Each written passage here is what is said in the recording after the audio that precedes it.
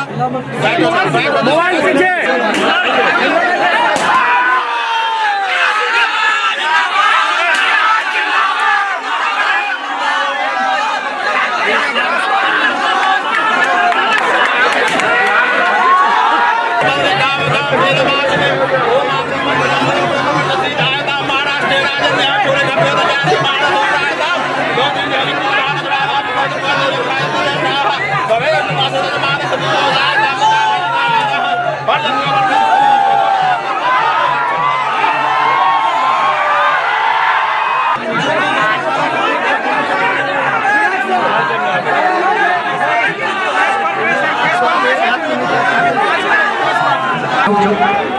माननीय श्री चिराग पासवान जी का जो कल्पना है, निश्चित रूप से तमाम जनता का शुभकामनाएं इनके साथ है और चाहते हैं कि इनके कांधे पर बिहार की जिम्मेदारी मिले और इनके सुंदर सोच को। पनोरमा ग्रुप, जो सोचता है वो करता है। नमस्कार, भारत लाइव देख रहे हैं आप। देखिए, सुबह से लगातार हम आपको तस्वीरें दिखा रहे हैं सुपौल की, चूँकि हमारी टीम सुपौल में है और सुपौल वासियों के लिए एक बड़ी सौगात पनोरमा ग्रुप के द्वारा आज दी गई है, जिसमें पनोरमा अस्पताल का आज उद्घाटन किया गया है। देखिए, इस उद्घाटन को लेकर के कई दिनों से चर्चाएं तेज थीं। इस उद्घाटन में बॉलीवुड के बड़े बड़े कलाकार मौजूद थे, चूँकि छातापुर जो सुपौल का एक गाँव है और इस गाँव के जो कह सकते हैं कि पनोरमा ग्रुप के सीएमडी हैं संजीव मिश्रा सर, ये उनका गांव है और इस गांव में उन्होंने अपने ड्रीम प्रोजेक्ट की शुरुआत कर दी है। उन्होंने अस्पताल का निर्माण कराकर यहां के तमाम इलाके के लोगों के लिए सुविधाएं बढ़ा दी हैं। दरअसल इन इलाकों में सुविधाओं की वजह से काफ़ी ज़्यादा परेशानियों का सामना करना पड़ रहा था। जब जिस तरीके से यहाँ पर देश में या फिर अन्य जगहों पर, राजधानी पटना की ही बात क्यों न की जाए, जाने आने में काफ़ी समस्याएं होती थी। कई लोग रास्ते में ही दम तोड़ देते थे। लेकिन अब देखिए, संजीव मिश्रा सर ने एक बड़ी पहल करते हुए यहाँ पर पनोरमा अस्पताल का उद्घाटन करा दिया है और खुद चिराग पासवान इस अस्पताल की जो बनावट है, अस्पताल में जो सुविधाएं दी जा रही हैं, उसे देखकर काफ़ी आश्चर्यचकित हो गए थे। तो देखिए, चिराग पासवान जब ये देख रहे हैं, सब कुछ समझ रहे हैं, तो क्या कुछ कहते हैं इसके बाद नजर आए हैं। इंतजार करते हैं डॉक्टर से मुलाकात करने का, पर आज कम से कम विश्वास के साथ कह सकता हूं कि ये इंतजार छातापुर की जनता को नहीं करना पड़ेगा। यहाँ पर एक अपना वर्ल्ड क्लास फैसिलिटी से लैस ये अस्पताल यहाँ पर मौजूद है और इसके लिए हम लोग जितना धन्यवाद संजीव जी का करें उतना कम है। मैं चाहता हूं एक बार जोरदार ताली आप लोग संजीव मिश्रा जी के आप लोग बजाएं।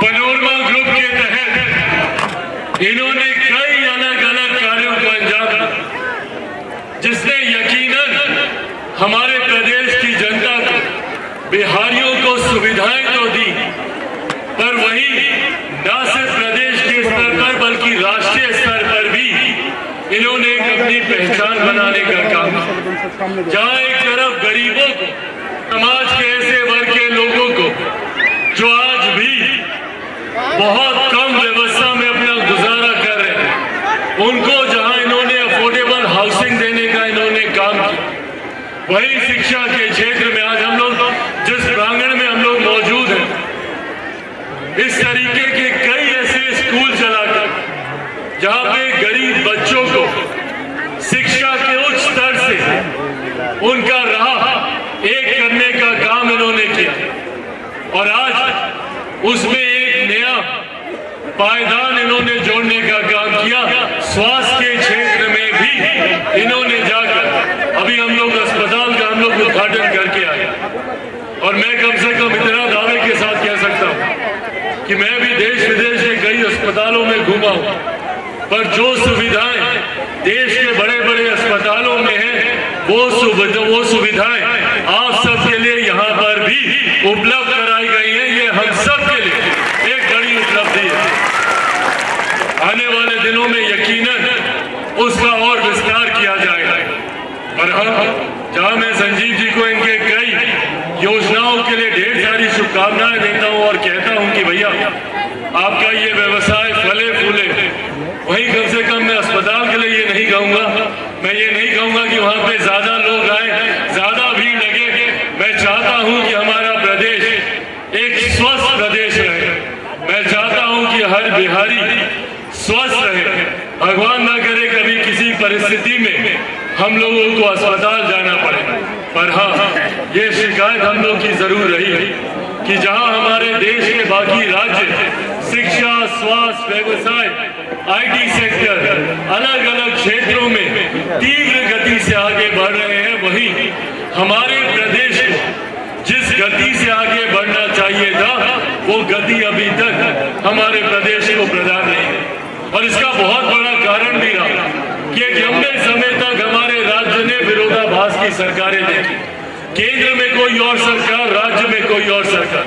जब केंद्र में UPA की थी तो राज्य में NDA की थी, जब NDA की थी तो यहाँ पे महागठबंधन की थी। पर आज जब हमारे राज्य में एक डबल इंजन की सरकार है, केंद्र की ही तर्ज पर जब राज्य में भी सरकार है, तो मैं उम्मीद करता हूँ कि हम लोगों के जितने सपने हैं, युवाओं की जितनी जरूरतें हैं, आने वाले दिनों में कम से कम उसे पूरा किया जाए।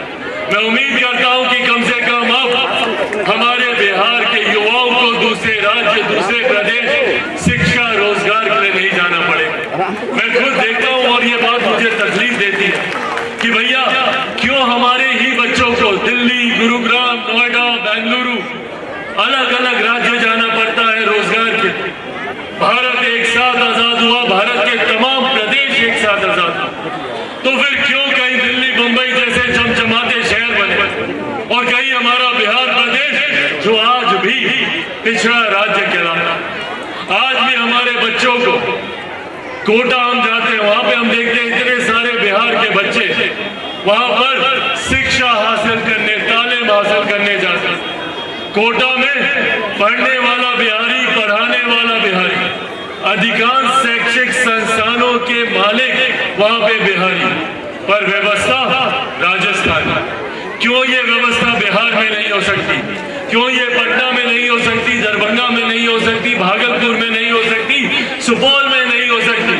क्यों बिहार के अलग अलग जिलों में हम लोग इस तरीके से एजुकेशनल हब नहीं बना सकते? मेरी संजीव जी से इस विषय में चर्चा हो रही थी और इनसे मैंने आग्रह किया और मेरे आग्रह से पहले ही इन्होंने ये रोड मैप तैयार किया हुआ था। इनसे मैंने कहा कि भैया जब शिक्षा के क्षेत्र में आप 12वीं तक का स्कूल आप चला ही रहे, तो अब इसको आगे बढ़ाने की भी सोच हम लोग को लानी चाहिए। तुरंत इन्होंने छूटते ही कहा कि हम लोग मेडिकल कॉलेज पर हम लोग काम कर रहे हैं और वो दिन दूर नहीं जब छातापुर में एक अपना मेडिकल कॉलेज होगा। इस सोच के साथ हम लोग आगे बढ़ने का हम लोग प्रयास करें। सपने कई सपने पूरे हुए हैं, कई अभी पूरे होने बाकी बोलो। पर मुझे उम्मीद है, विश्वास है संजीव जी पर, इनकी टीम पर, पूरे पैनोरमा ग्रुप पर, ये इच्छा शक्ति जिसकी जरूरत है हमारे राज्य में इस तरीके के संस्थानों को खोलने की, कम से कम वो इच्छा शक्ति इनके पास है। कई लोग हैं जो अपने क्षेत्र, अपने गांव, अपने प्रदेश से आगे निकलकर भूल जाते हैं अपने क्षेत्र, अपने प्रदेश के लोगों को।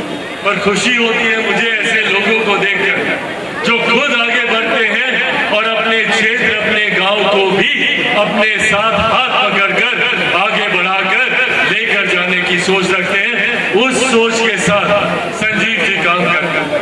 आज इन्होंने अपने गांव में, अपने क्षेत्र में हर वो सुविधा देने का इन्होंने प्रयास किया जो इन्होंने बिहार के बाकी राज्यों, बाकी जिलों में भी जो इन्होंने दी। आने वाले दिनों में मैं उम्मीद करता हूं कि इसी तरीके से पैनोरमा ग्रुप साफ सुथरी सभी के साथ आगे बढ़ने का ये लोग काम करेंगे। ईमानदारी के साथ लोगों की सेवा का भाव ये बहुत कम व्यवसायियों में देखने को मिलता है।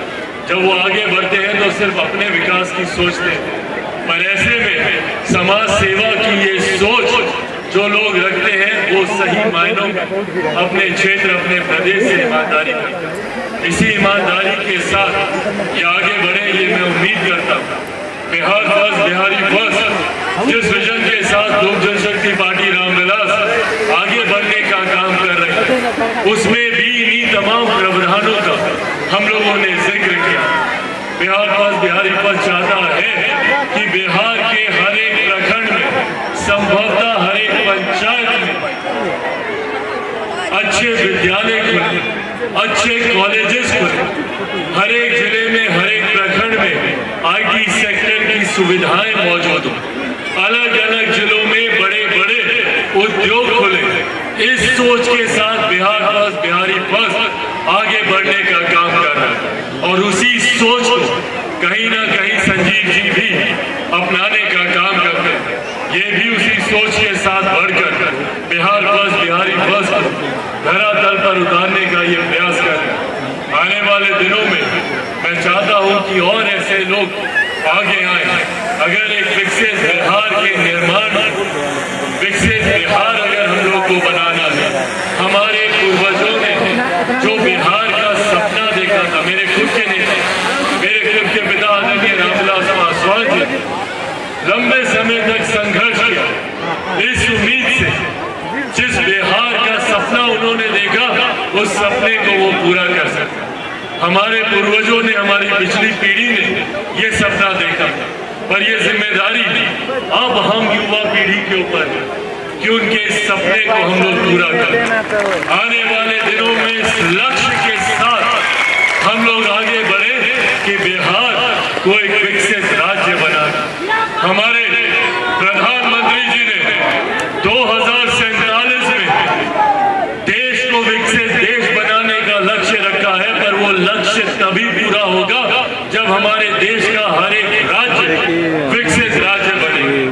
इसी दृष्टि में बिहार का भी आने वाले दशक विकास के मापदंड पे तीव्र गति से आगे बढ़ने का लक्ष्य होना चाहिए। उसी दिशा में मैं बिहार फर्स्ट बिहारी फर्स्ट के साथ आगे बढ़ने का काम करता हूं। बिहार के अलग अलग जिले में जाकर वहां से जुड़ी हुई तमाम सुविधाओं को धरातल पर उतारने का प्रयास कर रहा हूं और न सिर्फ इंफ्रास्ट्रक्चर, न सिर्फ शिक्षा, न सिर्फ स्वास्थ्य, बल्कि समाज के हर उस क्षेत्र में मैं उसको आगे बढ़ाने का कार्य कर रहा हूं जो हमारी भावनाओं से भी जुड़ा हुआ। पिछले दिनों हम लोगों ने अयोध्या में भव्य राम मंदिर के निर्माण को देखा। मेरा सपना है कि जिस तरीके से अयोध्या में भव्य राम मंदिर का निर्माण हुआ है, उसी तरीके से सीतामढ़ी में मेरी माता सीता का भी उतना ही भव्य मंदिर का निर्माण होना चाहिए। यह आस्था का विषय है, पर आस्था के साथ साथ उस क्षेत्र के विकास का भी विषय। आज जाकर देख लीजिए अयोध्या में छोटे बड़े वहां पर अनगिनत होटल खुलने लगे, वहां पर अनगिनत छोटे मोटे व्यवसायियों को वहां पर अपना व्यवसाय बढ़ाने का अवसर मिलने लगा। वहां पर कई दुकानें खुली, उस क्षेत्र की आमदनी धीरे धीरे बढ़ने लगी। सोचिए अगर इसी तरीके से हम लोग अपने क्षेत्र में अलग अलग जगहों पे इस तरीके का अगर हम लोग निर्माण कर सकते, सीतामढ़ी में माता सीता का हो, पटना साहिब में गुरु गोविंद सिंह जी का हो, वैशाली और लछवाड़ में भगवान महावीर का हो, बोध गया में गौतम बुद्ध का हो।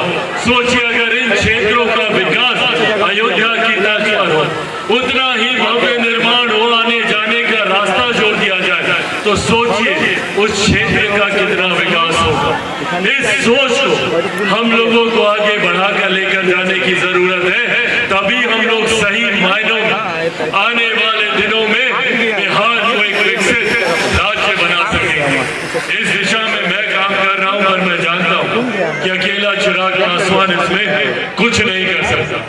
बिहार फर्स्ट बिहारी फर्स्ट को जरूरत है आप सबके साथ की, आप सबके समर्थन की। इस उम्मीद के साथ कि सोच को आप सबका साथ मिलेगा, इस उम्मीद के साथ कि संजीव जी को आने वाले दिनों में जिस भी प्रोजेक्ट को ये धरातल पर उतारने का ये प्रयास करें, उसमें आप सबका सहयोग इनको मिले, ये उम्मीद आप सबसे रखता हूं, यह अपेक्षा आप सबसे करता हूं। साथियों, अंत में एक बार फिर से मनोरमा ग्रुप को ढेर सारी बधाई देता हूं, ढेर सारी शुभकामनाएं देता हूं और साथ ही में इनके विद्यालय